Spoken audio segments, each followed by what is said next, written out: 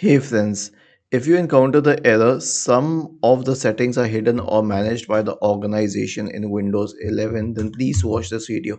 So 99% this is a system managed computer.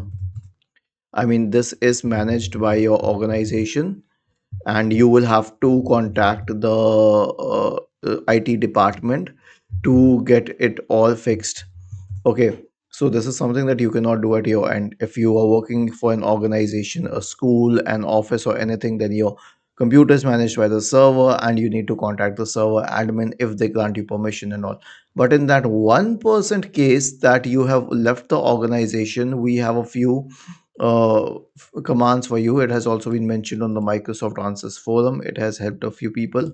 This will allow you to delete the existing registry values. So search for command prompt in the Windows search bar and click on Run as Administrator. Paste these commands here and hit enter. Okay, it says operation completed successfully, operation completed successfully. In some of the keys, it will say not found because they were already deleted, and then your problem will be fixed. Was this helpful? If yes, then please subscribe to the channel, and if not, then let us know in the comment section of the video on how we could help you further. Thank you for watching this video and have a nice day.